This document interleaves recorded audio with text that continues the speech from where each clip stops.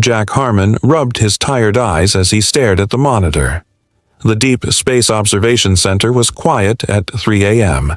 Most of his colleagues had gone home, but something kept him glued to his station. The signal patterns didn't make sense. "Computer, run that sequence again," he said, reaching for his cold coffee. The screen flickered as data streamed across it. After 20 years in military intelligence before taking this civilian job, Harmon had developed an instinct for trouble. This was trouble. The phone rang. Harmon speaking. "Jack, it's Peterson from Sector 7. We're picking up the same anomaly. What do you make of it?" "Not natural, too regular, too purposeful." Harmon's heart beat faster as he pulled up additional scans. "Get the director on the line, now." Within an hour, the observation center buzzed with activity. Director Walsh stood behind Harmon, her face pale in the blue light of the monitors. "You're telling me these are ships?" she asked. Harmon nodded. "Hundreds of them. Maybe more. They just appeared at the edge of our solar system. The first images came through from the long-range telescopes. Massive vessels, unlike anything humans had built, moved in perfect formation toward Earth." "My God," someone whispered. Harmon felt a chill run down his spine. "We need to alert the Security Council immediately." The next 12 hours passed in a blur. World leaders gathered in emergency session. Military forces worldwide went on high alert, and Jack Harmon, because of his discovery and background, found himself pulled into the Crisis Command Center beneath Washington, D.C. "The aliens are broadcasting on all frequencies," a communications officer announced. "They're requesting to speak with Earth's leaders." On the main screen, a figure appeared. Humanoid, but clearly not human, with gray-blue skin and eyes too large for its narrow face. "People of Earth," it said in perfect English, "we are the Vexitari Collective. Your planet has resources we require. Surrender now, and we will allow some of you to live as our servants. Resist, and you will be eliminated." The transmission ended. General Rivera turned to the room. "So much for peaceful first contact." "They've been watching us," Harmon said quietly. "They know our languages, our defense capabilities. This isn't first contact. They've been studying us." Before anyone could respond, alarms blared. The tactical officer shouted, 300 ships breaking formation. They're accelerating toward our outer defense platforms." On the monitors, Earth's orbital defenses fired at the approaching vessels. A few alien ships exploded, but most pushed through, their weapons tearing apart humanity's first line of defense. "We need a strategy," Rivera said, turning to Harmon. "Your file says you specialized in asymmetric warfare. Any ideas?" Harmon studied the battle data streaming in. Their shields fluctuate when they fire their main weapons. "There's a pattern." He typed rapidly, isolating the energy signatures. "We might have a weakness to exploit." As Earth governments enacted emergency unification protocols, Harmon found himself appointed to a position he never wanted: strategic command of humanity's defense. The first wave of aliens had destroyed 80% of Earth's space-based defenses. Reports of panic came in from cities worldwide as people spotted the ships in the sky. "Sir," a young lieutenant called out, "secure transmission coming in on an old military channel. It's asking for you specifically." Harmon frowned and accepted the call. The screen showed a woman's face, older than he remembered, with a scar across her cheek that hadn't been there before. "Jack," she said, "it's Diane." Harmon froze. His ex-wife had disappeared during a scientific expedition near Jupiter 5 years ago. Everyone had presumed her dead. "Diane, how—" "No time," she cut him off. "I escaped from them. The Vexitari. They've been planning this for years." Her voice broke. "And Jack, I wasn't their only prisoner." The emergency bunker shook as another explosion hit the surface. Dust fell from the ceiling. Harmon stood in front of the main screen, watching as thousands of civilians rushed into underground shelters across the globe. "How long until the main invasion force arrives?" he asked. 30 minutes, sir, a technician replied. The door slid open. 2 armed guards escorted Diane in. Her prison uniform had been replaced with standard military clothes, but the haunted look in her eyes remained. Harmon dismissed the guards. 5 years, Diane. We thought you were dead. I almost was. She rubbed the scar on her face. The Vextari captured our research vessel. They kept some of us alive to study, to learn about Earth. What did you mean when you said you weren't their only prisoner? Before she could answer, General Rivera interrupted. Harmon, we need you. The full invasion force just jumped into our atmosphere.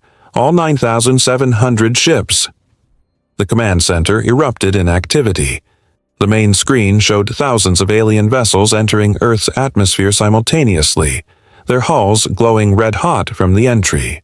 They're spreading out to cover every major city, someone shouted. Harmon turned to Diane. Whatever you know, I need it now. Their ships are connected through a hive mind, she said quickly. It's how they coordinate such massive attacks, but it makes them vulnerable. Harmon's mind raced. The magnetic field, Earth's magnetic field might disrupt their communications. He rushed to the tactical station. Activate the HARP arrays worldwide. Direct all power to creating magnetic pulse distortions in these coordinates. Sir, that's never been tested at this scale, an officer protested. We don't have time for tests, Harmon snapped. Do it, now. The technicians worked frantically. On the screen, the alien ships descended toward major cities. Defensive missiles launched from Earth's surface, but most were shot down before reaching their targets. Operation Thunderclap is ready, the tactical officer announced. Execute, Harmon ordered. For a moment, nothing happened. Then, the magnetic readings spiked across all monitors. The Earth's magnetic field twisted and pulsed with artificial energy. On the screen, hundreds of Vextari ships suddenly veered off course. Their perfect formation broke apart as they lost coordination. It's working, Rivera shouted. Nearly 200 alien vessels crashed into the Pacific Ocean, creating massive waves. Others collided with each other, exploding in the sky. We hurt them, Diane said, but they'll adapt quickly. Harmon nodded. Tell me more about this hive mind. It's their strength and weakness. Their ships share a collective intelligence. If we could infiltrate it, we could control their fleet, Harmon finished. The door opened again. Alan Pierce, Harmon's friend and colleague of 15 years, entered the command center. Jack, the president is asking for updates, Pierce said. Tell him Operation Thunderclap worked, but it's temporary. We need to capture one of their ships intact. Diane stiffened beside him. Who is this? She asked, eyeing Pierce. Alan Pierce, Deputy Director of Defense Intelligence, Harmon said. My right hand through this whole mess. Jack, Diane whispered, during my captivity, I heard the Vextari talking about their human agent, someone high in Earth's defense. Pierce's hand moved toward his pocket. They called him Emissary, Diane continued, her voice shaking. Pierce pulled out a strange device. Before anyone could react, he pressed it. All communications in the bunker went dead. I'm sorry, Jack, Pierce said, drawing a weapon. The Vextari are the future. Humanity can't win this war. As security personnel reached for their guns, Pierce pressed another button on his device. The ventilation system hissed. A green mist began pouring into the command center. Biological weapon, Harmon shouted, lunging for Pierce as people around them began to collapse. Harmon woke up with an oxygen mask on his face. His head pounded. The emergency lights bathed the command center in red. Bodies lay on the floor around him. He's awake, someone said. Diane appeared above him, her face also covered with a mask. The air filtration kicked in. We got lucky. Harmon sat up, removing his mask. The air smelled clean now. Pierce? Escaped during the chaos, General Rivera said, helping a technician to her feet. But we have bigger problems. The biological agent has spread to 3 major cities already. Harmon stood shakily. Casualties? Thousands infected, It's not immediately lethal, but it's spreading fast. On the screens, Vexitari ships continued their assault. Earth forces fought back, but they were outmatched. We need that command ship, Harmon said. If we can access their hive mind, we might find a way to stop the biological weapon too. Rivera nodded. I've assembled a strike team, our best pilots and soldiers. I'm going with them, Harmon said. Jack, no, Diane protested. You're needed here. I know their technology better than anyone except you, he replied, and you need to stay here to analyze the biological agent. 20 minutes later, Harmon stood in the hangar with 12 soldiers. They wore experimental exosuits designed for space combat. The plan is simple, Harmon told them. We use the magnetic disruption as cover to approach a command vessel. We board, capture it, and bring it back. A young soldier named Rodriguez looked skeptical. How do we know which one is a command ship? Diane's voice came through their comms. I've identified one. It's controlling the ships attacking the East Coast, sending coordinates now. They boarded 2 stealth shuttles. As they launched, Harmon saw the devastation below. Cities burned. Alien ships filled the sky. Operation Thunderclap reactivating in 3, 2, 1, Rivera announced over comms. The magnetic pulse hit again. Several alien ships veered off course. Now, Harmon ordered. Their shuttles accelerated toward a massive Vextari vessel.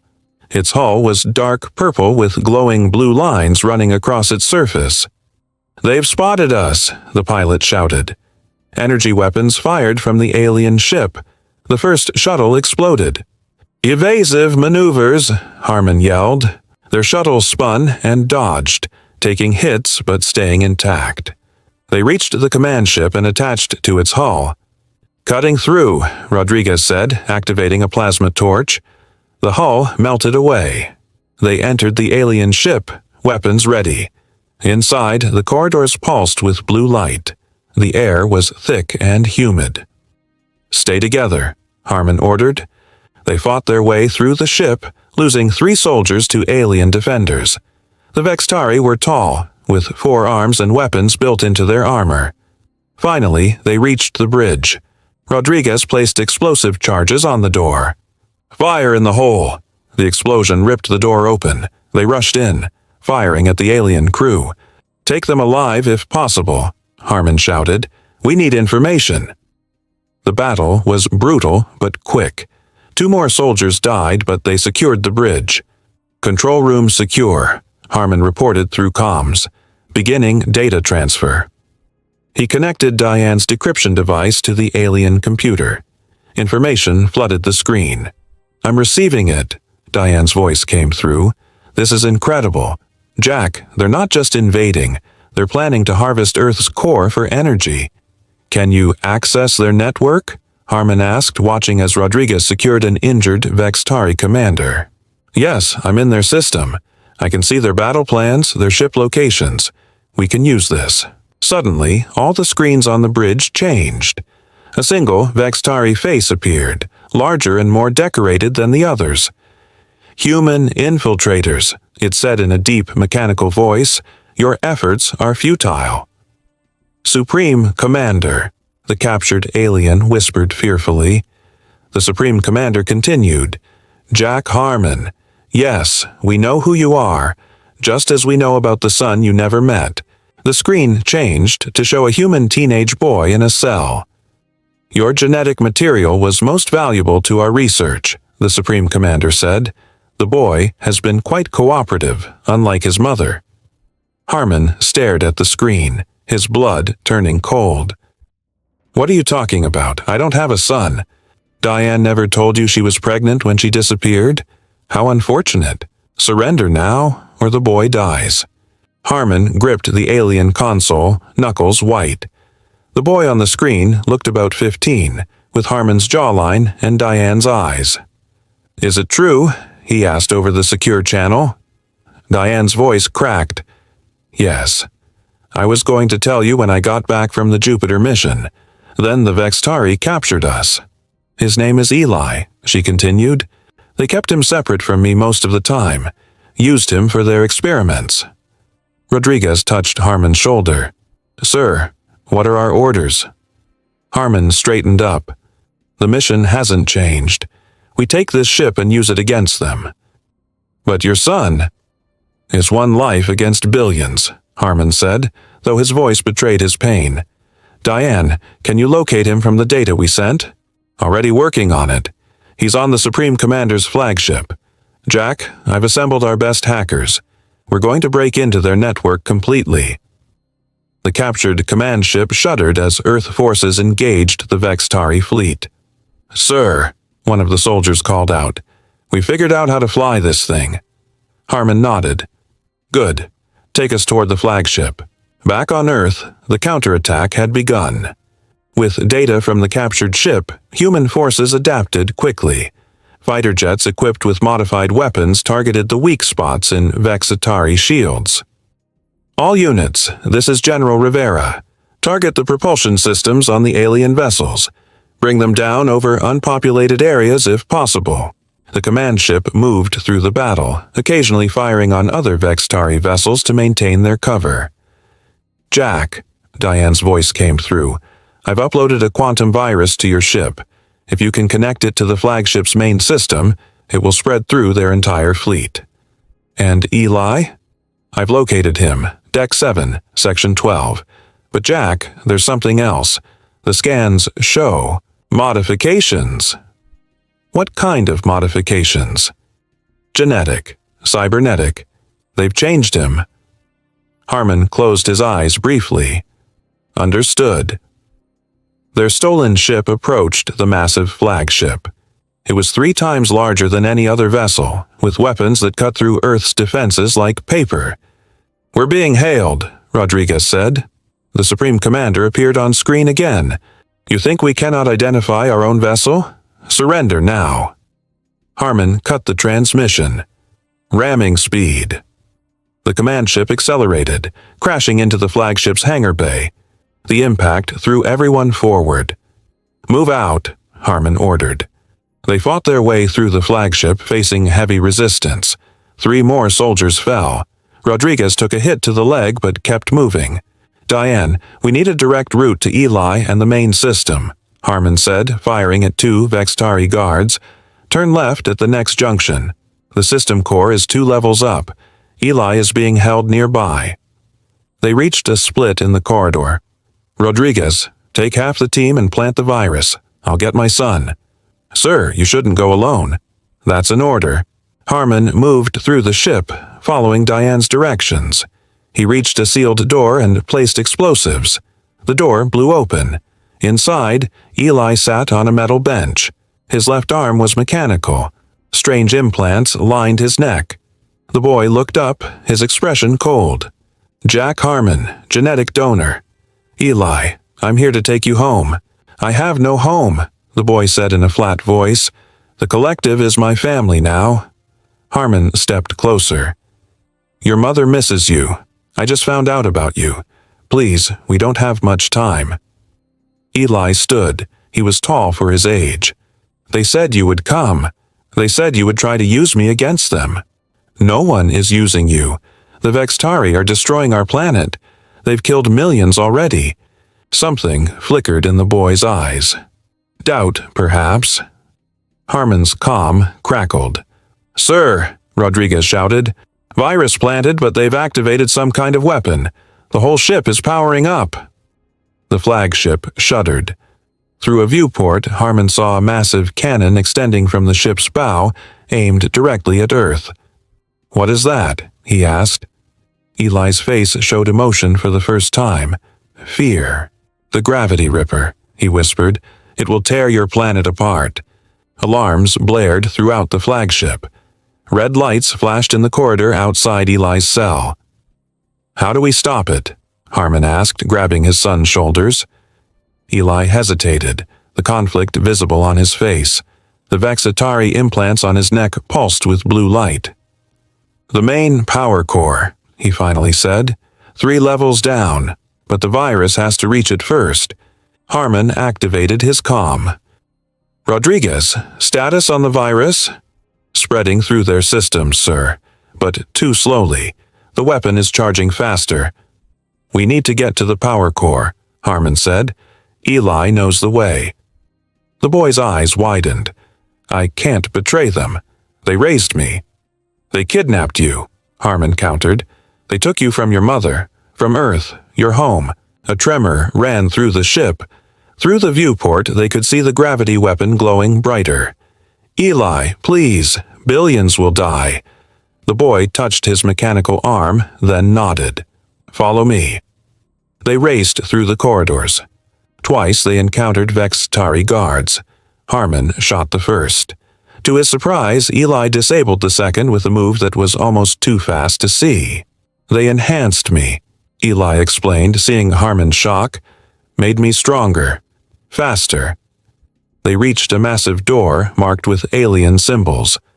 The power core is inside, Eli said, but we need a Vextari to open it. Harmon's comm crackled again. Sir, Rodriguez said, his voice strained, the virus is working. Their ships are losing weapons all over Earth, but the flagship is shielded somehow. Diane, Harmon called, we need to get into the power core. I'm working on it, she replied. The virus is hitting resistance in the flagship systems. Eli stepped forward. I can open it. They gave me access codes. Why would they do that? Because I'm not just a prisoner. I'm their prototype. Half human, half Vextari. Eli placed his mechanical hand on a scanner. The door slid open, revealing a massive chamber. In the center, a column of swirling energy rose from floor to ceiling. That's it, Eli said. The quantum core. Harmon approached it cautiously. How do we shut it down? We don't, Eli replied, but we can redirect it. On Earth, Diane watched as thousands of disabled Vextari ships fell from the sky. Earth's military forces, using the stolen alien technology, destroyed ship after ship. The virus is working, she told General Rivera, but the flagship is still active. Can you reach Jack? Barely. The signal keeps breaking up. In the power core, Eli worked at a control panel while Harmon guarded the door. The weapon is fully charged, Eli said, but I can redirect the energy back into their fleet. Do it! Eli's fingers flew over the alien controls. The ship shuddered violently. Jack, Diane's voice came through, breaking up. The hive mind. I can sever it completely, but I need direct access. What are you saying? Harmon asked. I'm going to upload myself into their network. Diane, no. There has to be another way. No time. Tell Eli. I love him. The comm went silent. Across the Vextari fleet, ships suddenly lost all power. The hive mind connection that controlled them vanished. In the power core, Eli looked up. She did it. She broke the connection. What happens now? Harmon asked. The gravity weapon is overloading. We need to get out. They ran for the hangar bay where Rodriguez waited with the two surviving soldiers. Behind them, the flagship began to break apart. Where's the rest of the team? Harmon asked. Just us now, sir, Rodriguez replied grimly. They boarded a Vextari shuttle and escaped as the flagship exploded. The blast took out hundreds of nearby alien ships. 1 month later, Harmon stood at a memorial wall in what remained of Washington, D.C. Diane's name was carved among the billions of others lost in the war. Eli stood beside him, the implants removed from his neck, though the mechanical arm remained. The Supreme Commander escaped, Eli said quietly. 17 ships made it back through the wormhole. Harmon nodded. And they'll tell others what happened here. They'll come back, won't they? Yes, but we'll be ready. Harmon held up a small device he'd taken from the flagship. Your mother gave us time to prepare. This contains their entire battle strategy database. Eli touched the wall where his mother's name was carved. She never gave up, not in 5 years of captivity. Neither will we, Harmon said, putting his arm around his son's shoulders. The Vextari thought we would be easy to conquer. They sent 9,700 ships. Only 17 made it back. Eli looked up at the sky where Earth's new defense platforms were being built using salvaged alien technology. "They'll bring more next time," he said. "And we'll be waiting," Harmon replied. Together,